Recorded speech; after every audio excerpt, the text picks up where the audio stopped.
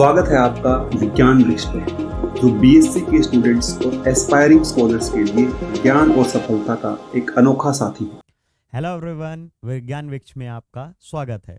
हम लोगों ने ऑर्गेनोमेटेलिक कंपाउंड्स के काफ़ी सारे लेक्चर देख लिए, इंट्रोडक्शन देख लिया है, टाइप ऑफ ऑर्गेनोमेटेलिक कंपाउंड्स देख लिए थे, हैप्टिसिटी देख ली थी, हैप्टिसिटी के बिहाफ पे लिगेंड्स के कैसे डिफरेंशिएट करते हैं, उनकी डोनेशन टेंडेंसी क्या होती है, साथ ही साथ फिर हमने आगे चल के बहुत सारी चीज़ें पढ़ी। अब हम बात करेंगे EN rule for tri nuclear और टेट्रा न्यूक्लियर। याद होगा इससे पहले वाले लेक्चर में हम लोगों ने, इससे प्रीवियस वाले में हम लोगों ने मोनो न्यूक्लियर की बात की थी, FeCO का होल 5, या जहां पर मेटल की काउंटिंग 1 होती थी।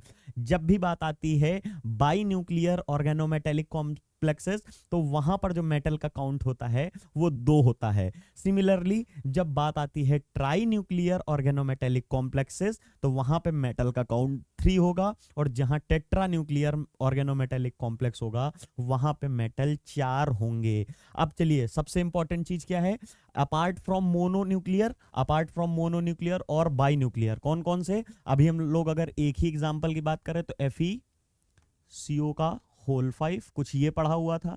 साथ ही साथ में इसी का अगर बाई न्यूक्लियर की बात करते हैं, इसी के ही बाई न्यूक्लियर की तो हम लोगों ने पढ़ा था Fe2CO9, कुछ है यही पढ़ा था, जहां पर एक मेटल मेटल बॉन्ड था। अब आगे बढ़ते हैं ट्राई न्यूक्लियर, तो ट्राई न्यूक्लियर Fe वाले का क्या बनता था? Fe का ट्राई न्यूक्लियर Fe3CO12, कुछ ये कॉम्प्लेक्स बनता है, ट्राइमर बनता है, साइक्लिक ट्राइमर बनता है, आपको हम स्ट्रक्चर भी बना के दिखाएंगे।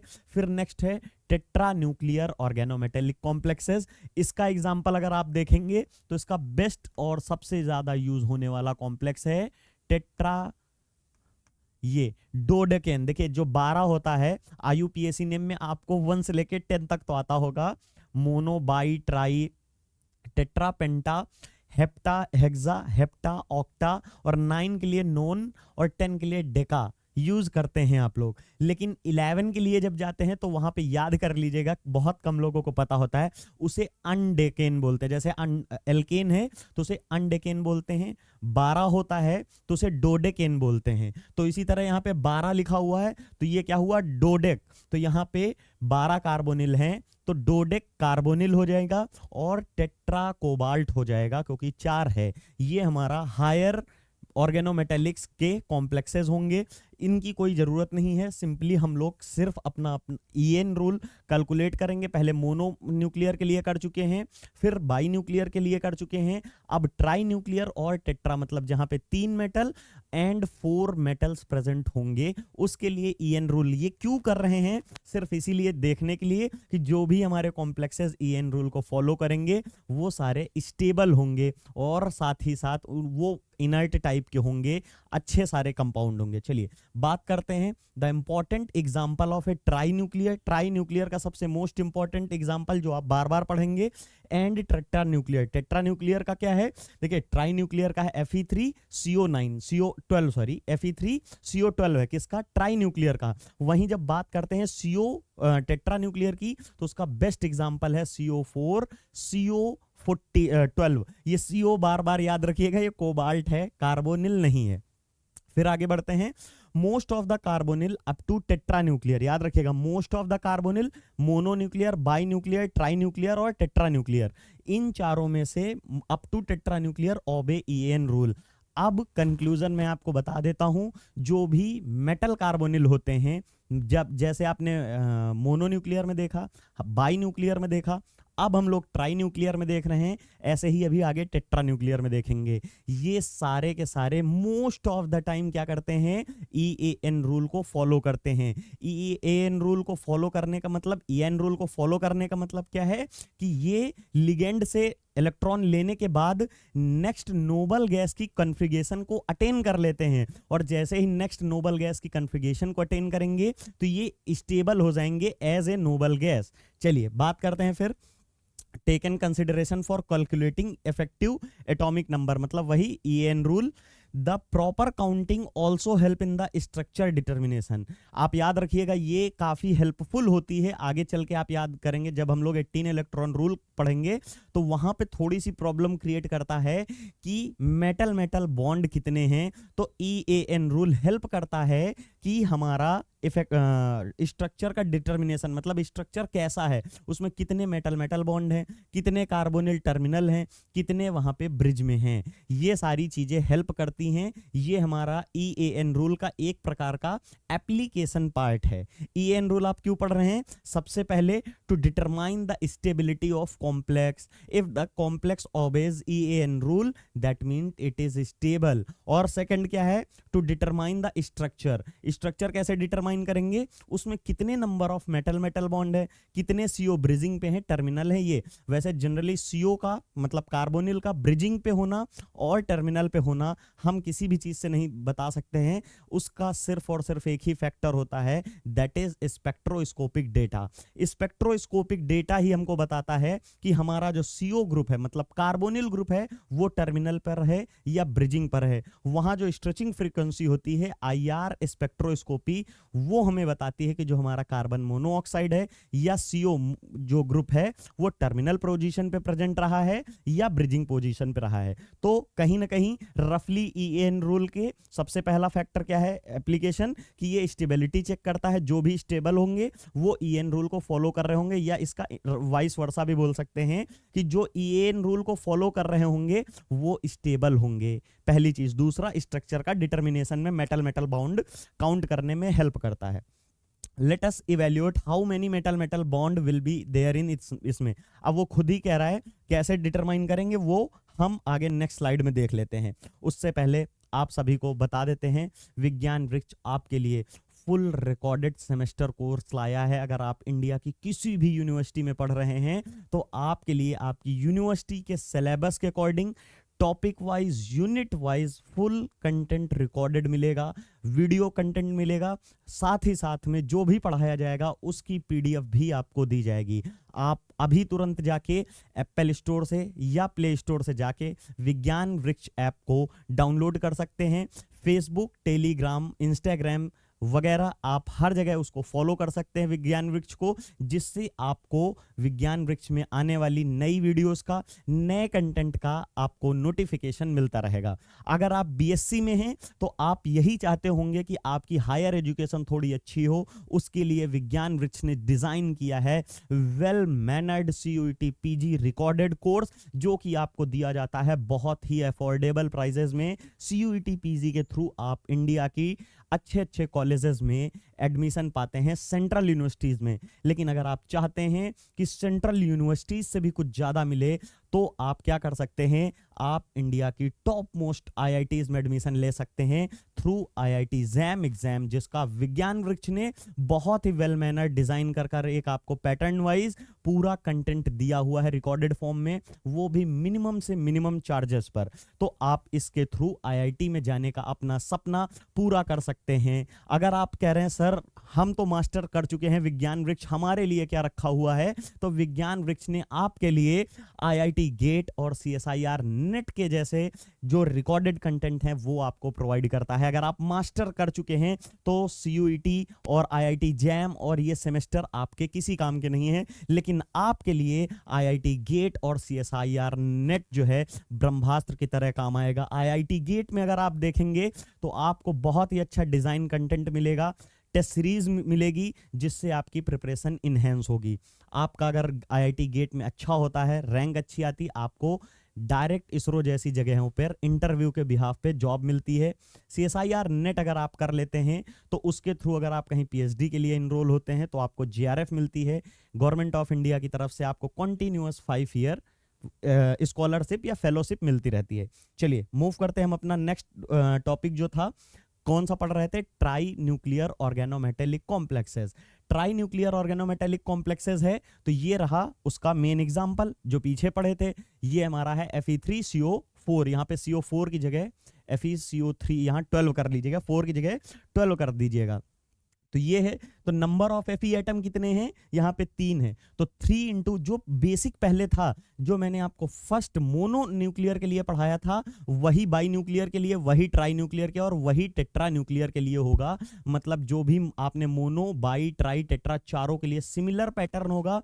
मेटल के टोटल इलेक्ट्रॉन प्लस लिगेंड कितने डोनेट कर रहा है मेटल को, सबको ऐड कर दीजिए। आप देखेंगे कि मोस्ट ऑफ द टाइम वो किसी न किसी नोबल गैस कॉन्फ़िगरेशन से मैच कर रहा होगा। और अगर नोबल गैस कॉन्फ़िगरेशन से मैच करेगा तो आप बताइए नोबल गैसेस का नाम नोबल गैस क्यों पड़ा? क्योंकि वो इनर्ट होती हैं, उनको जो भी चाहिए होता वो उनके खुद के पास होता, वो किसी से रिएक्ट ही नहीं करती, ना ही इलेक्ट्रॉन लेंगी ना देंगी। तो जो अगर कोई भी कॉम्प्लेक्स अगर किसी नोबल गैस कॉन्फ़िगरेशन को मैच करेगा, दैट मीन्स वो भी कैसा होगा, स्टेबल कॉम्प्लेक्स होगा। चलिए देखते हैं, यहां पर हमारे 3 फ्लोरीन है, 3 आयरन है, तो 3 इंटू 26 क्योंकि एटॉमिक नंबर 26 है, कैलकुलेट करेंगे तो 72 आएगा। फिर यहां पे टोटल लिगेंड कितने हैं, 12 हैं CO। एक CO देता है 2 इलेक्ट्रॉन, तो 12 CO कितने देंगे, यहां पे 24 इलेक्ट्रॉन देंगे। एक CO 2, तो 12 कितने देंगे, 24। तो यहां पे टोटल हमारे हो गए 102। लेकिन अब हम देखते हैं एक Fe के लिए कितना आएगा।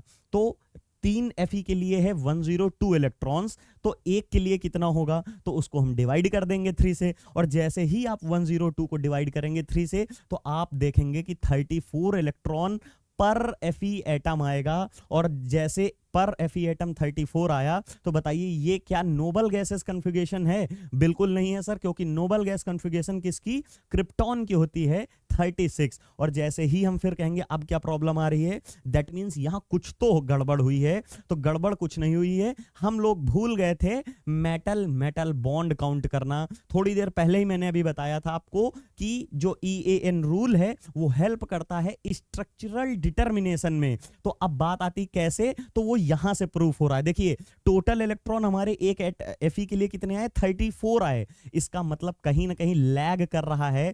थोड़ी देर पहले बताए थे जितने भी मेटल कार्बोनिल होते हैं मोस्ट ऑफ द टाइम वो अपना EN रूल को फॉलो करते हैं, लेकिन ये तो नहीं कर रहा है सर। तो इसको हम पूरा कराएंगे, मतलब जबरदस्ती करना है इसके साथ। कैसे, इसको इलेक्ट्रॉन देना है। कितने इलेक्ट्रॉन देने हैं, 36 होता है क्रिप्टॉन का नोबल गैस कॉन्फ़िगरेशन। इसके पास कितने हैं, 34 है। दैट मींस इसके पास 2 इलेक्ट्रॉन कम है। 2 इलेक्ट्रॉन कम है तो इसको क्या करना पड़ेगा, 2 इलेक्ट्रॉन लेना पड़ेगा। तो लेगा क्या, लिगेंड से तो पहले ले चुका है। अब क्या होगा, ये शेयरिंग करेंगे, मेटल मेटल बॉन्ड बनाएंगे, जिसकी वजह से इनका 36 इलेक्ट्रॉन काउंट कंप्लीट हो जाएगा। तो कैसे होगा, कितने हैं यहां पे, एक मेटल मेटल बॉन्ड कितना बनाता है, 2 इलेक्ट्रॉन से बनता है। तो टोटल Fe कितने हैं, 3 हैं। तो 3 Fe के लिए यहां पे 6 इलेक्ट्रॉन बन जाएंगे। और वही 6 इलेक्ट्रॉन जैसे ही ऐड करेंगे इसमें, तो टोटल इलेक्ट्रॉन 102 की जगह 108 हो जाएगा 3 Fe के लिए। और अगर एक Fe के लिए निकालना है तो 108 को 3 से डिवाइड कर दीजिए, तो आपको इस टाइम आपको 36 इलेक्ट्रॉन पर Fe एटम आ जाएगा। मतलब हर Fe एटम एक नोबल गैस कॉन्फ़िगरेशन से मैच कर रही है। इसका मतलब ये EAN रूल को फॉलो कर रही है, और EAN रूल को फॉलो कर रही है, that means this complex is also very stable, highly stable. Next complex देख लेते हैं, जो कि टेट्रा न्यूक्लियर ऑर्गेनोमेटेलिक कॉम्प्लेक्स का एग्जांपल है। जो पीछे हमने पढ़ा ये ट्राई न्यूक्लियर ऑर्गेनोमेटेलिक कॉम्प्लेक्स का एग्जांपल है। टेट्रा न्यूक्लियर में यहां पे 4 कोबाल्ट है तो 4 कोबाल्ट लिख लेंगे, 12 CO है तो 12 CO लिख लेंगे, और यहां पे 6 हमारा लिगेंड होता है। कैसे, आप पूछेंगे सर कैसे होगा, अगर आप इसको देखेंगे तो इसका स्ट्रक्चर कुछ इस तरह दिखता है। मतलब यहां पे 6 मेटल मेटल बॉन्ड दिखते हैं। कैसे 6 हैं आप देखेंगे, 4 तो ये हो गए प्रॉपर, 1 2 3 4, और 2 एक्स्ट्रा में कौन से हो गए, जो यहां आपस में ये बनाए हुए। तो टोटल 6 मेटल मेटल बॉन्ड हो गए। एक मेटल मेटल बॉन्ड बनने के लिए कितने इलेक्ट्रॉन चाहिए होते हैं, 2। तो 6 के लिए कितने चाहिए, 6 के लिए हमें चाहिए 12। तो 12 यहां से हो गए। कार्बोनिल है, एक कार्बोनिल देता है 2 इलेक्ट्रॉन, तो 12 कितने देंगे, 24 दे देंगे। तो ये हमारे हो गए 24। और कोबाल्ट जो होता है उसका एटॉमिक नंबर कितना होता है बच्चों? 27 होता है। और कितने कोबाल्ट प्रेजेंट हैं? 4 कोबाल्ट प्रेजेंट है। That mean total electron count provided by cobalt is 108। और इनको अगर आप टोटल करेंगे ना तो 144 144 होगा। किसके लिए? पूरे कॉम्प्लेक्स के लिए। लेकिन हमको इससे मतलब नहीं है, हमको तो पर एटम देखना होता है, पर मेटल देखना होता है। तो 4 के लिए 144 है, तो 1 के लिए कितना होगा? सिंपली 4 से डिवाइड कर दो, और जैसे ही आप डिवाइड करेंगे तो आप देखेंगे 36 ही आएगा। और जैसे ही 36 आएगा तो आप कहेंगे सर ये तो क्रिप्टॉन गैस या क्रिप्टॉन नोबल गैस से इसकी इलेक्ट्रॉनिक कॉन्फ़िगरेशन मैच हो गई। That mean it also obeys effective atomic number rule. और अगर इफेक्टिव एटॉमिक नंबर रूल ये फॉलो कर रहा है तो ये कैसा होगा? ये स्टेबल होगा। चलिए नेक्स्ट मूव करते हैं हम लोग। Effective atomic numbers for other organometallic compounds. देखिए इफेक्टिव एटॉमिक नंबर कंपाउंड हम लोग जितना पढ़े हैं ना अभी तक, वो सिर्फ और सिर्फ मेटल कार्बोनिल के लिए पढ़े हैं। लेकिन होता क्या है कि आप जब ओएमसी डील कर रहे होते हैं तो वहाँ खाली सीओ लिगेंड ही नहीं होता। अगर आपने पढ़ा होगा, हम लोगों ने बहुत सारे लिगेंड पढ़े थे, CP, CH3, साइक्लोऑक्टाटेट्राइन, ये सारे बहुत सारे पढ़े थे। तो ये सारे आए ही नहीं अभी, तो इसका मतलब ऐसा तो है नहीं कि इनका यूज नहीं। अरे इसमें तो इसका तो बहुत ज्यादा यूज आने वाला है, आगे इसका बहुत ज्यादा यूज आने वाला है भर भर के। लेकिन अभी तक हमारी चल रही थी सिंपल EAN रूल की थियरी, जहां पर मोस्ट ऑफ द टाइम आप मेटल कार्बोनिल से डील करते हैं, इसीलिए CO केमिस्ट्री आ रही थी। बट अब नेक्स्ट हमारा आने जा रहा है effective atomic number for other organometallic ligand. Other organometallic compound या लिगेंड कौन से? अदर CO को छोड़ के, कार्बोनिल को छोड़ के कौन कौन से हो सकते हैं, अब हम वो पढ़ेंगे डिटेल में।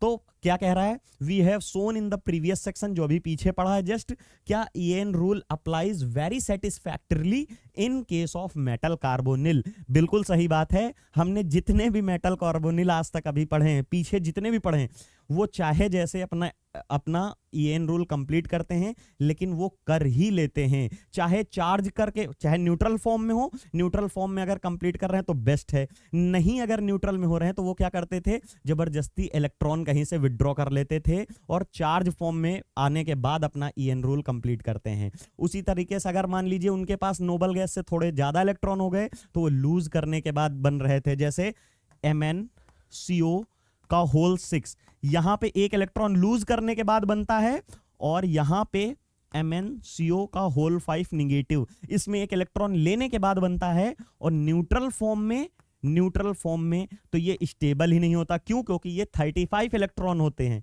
इसमें 35 होते हैं, लेकिन इन दोनों में ही हमारा क्या है? 36 इलेक्ट्रॉन फॉलो करता है।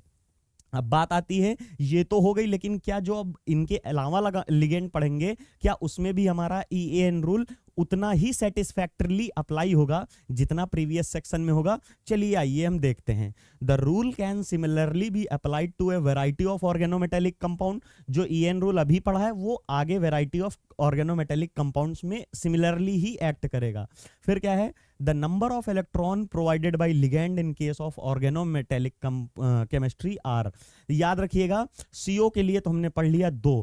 अब नेक्स्ट किसी भी कॉम्प्लेक्स को जानने के लिए आपको इलेक्ट्रॉन काउंट आना चाहिए। अगर मैं आपको बता दूं तो यहां पर हम लोगों ने पढ़ा था, जैसे CP, एक था हमारा यहां एलाइल, एक था ये भी एलाइल था, लेकिन यहां से मेटल से लिंक हो रहा था, यहां पर इससे लिंक हो रहा था मेटल, यहां पर एक बार मेटल इससे लिंक हो रहा है इस जगह से, और एक बार इससे हो रहा है, और एक बार इस पूरे CP से हो रहा है। तो इसमें थोड़ा सा डिफरेंशिएशन आता था। देखिए यहां पे तो 5 इलेक्ट्रॉन होगा, यहां पे क्या है? सिर्फ और सिर्फ एक इलेक्ट्रॉन से जुड़ेगा, जिसको आप नाम दे रहे थे सिग्मा एलाइल। क्यों सिग्मा एलाइल लिगेंड बोलते? क्योंकि ये सिग्मा बॉन्ड बना रहा है। लेकिन इसको जो है, इसको पाई लिगेंड बोलते थे, पाई एलाइल लिगेंड। क्यों? क्योंकि ये पाई इलेक्ट्रॉन डेंसिटी से मेटल से लिंक होता है। शायद आप सबको ये समझ में आ गया होगा।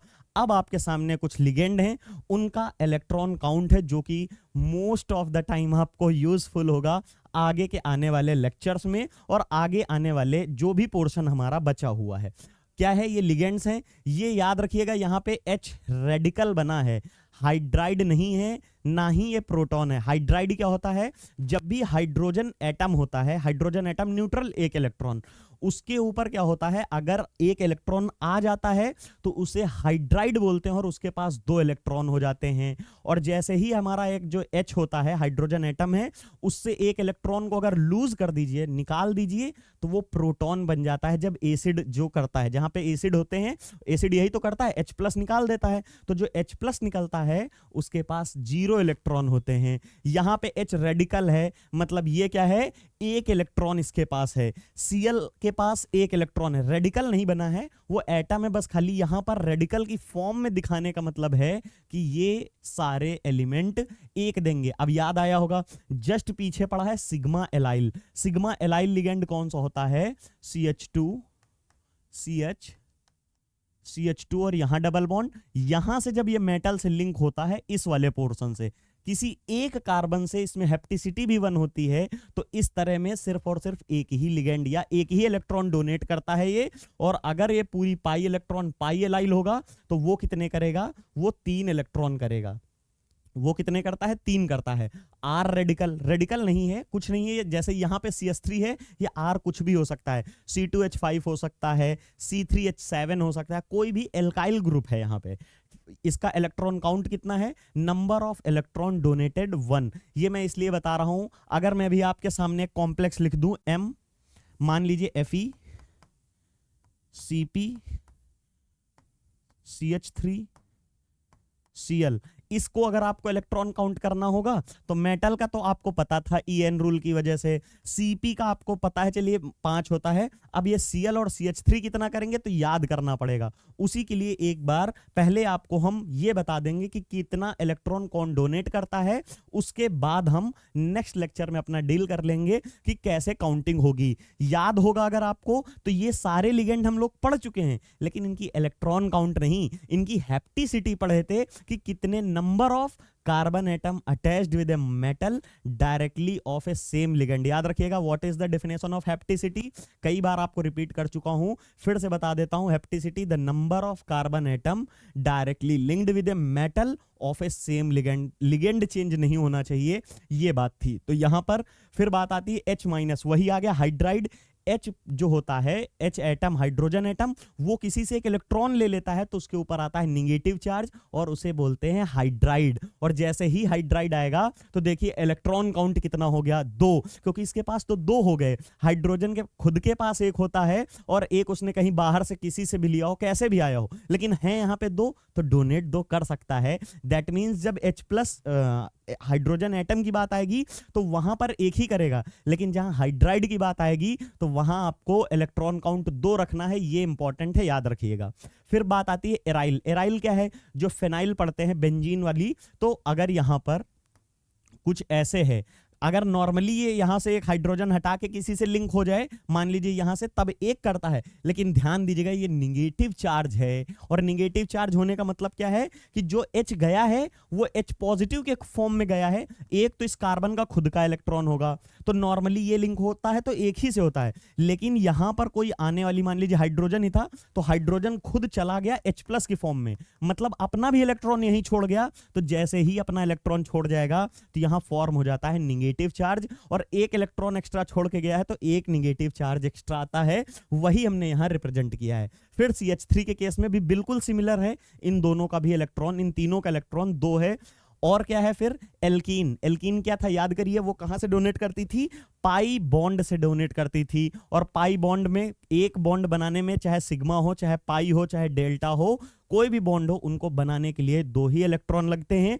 तो एल्कीन, और ये अपना लोन पेयर देता है। CO कार्बोनिल का हम पढ़ चुके हैं, बताने की ही जरूरत नहीं कि ये 2 इलेक्ट्रॉन करता है। और PR, जैसे अमोनिया के ऊपर एक लोन पेयर होता है, उसी तरह इसके ऊपर भी लोन पेयर है, तो ये भी 2 देगा, ये भी 2 देगा, ये भी 2 देगा, ये भी 2 देगा। आप कहेंगे सर इन दोनों को अलग अलग कैटेगरी में क्यों रखें, जबकि दे तो सारे 2-2 इलेक्ट्रॉन रहे। अगर आप थोड़ा सा ध्यान से देखे होंगे, ऊपर वाली कैटेगरी जितनी भी थी वो चार्ज स्पीसीजेज हैं, जितनी भी स्पीसीजेज ऊपर हैं वो चार्ज्ड स्पीसीजेज हैं, उनके ऊपर कोई ना कोई चार्ज प्रेजेंट है। लेकिन ये देख लीजिए, एल्कीन न्यूट्रल होती, CO न्यूट्रल होता है, NH3 अमोनिया न्यूट्रल होता है, PR3 न्यूट्रल होते हैं। तो इलेक्ट्रॉन काउंट तो दोनों ग्रुपों का सेम ही है, लेकिन एक हमारा कैसा है? चार्ज फॉर्म में है, दूसरा कैसा है, न्यूट्रल फॉर्म में है।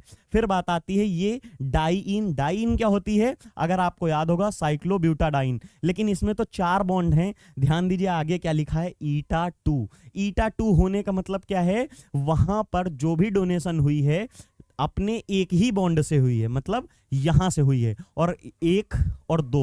ईटा 2 क्या है, हेप्टिसिटी 2, वो खुद बता रहा है हेप्टिसिटी 2 है, इसका मतलब सिर्फ और सिर्फ एक पाई बॉन्ड ने डोनेट किया होगा। अगर 4 से करता तो यहां मेंशन करता, और 4 से करता तो इलेक्ट्रॉन भी 4 होते, लेकिन जब एक ही पाई बॉन्ड से कर रहा है तो बॉन्ड हमारे इलेक्ट्रॉन काउंट जो है वो सिर्फ और सिर्फ 2 होगा।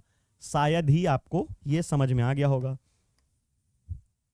चलिए ये हो गया। फिर है एल्काइन। एल्काइन के पास 2 पाई बॉन्ड हैं, कभी कभी वो 2 इलेक्ट्रॉन और कभी कभी वो 4 भी कर सकता है, क्योंकि उसके पास 2 पाई बॉन्ड होते हैं।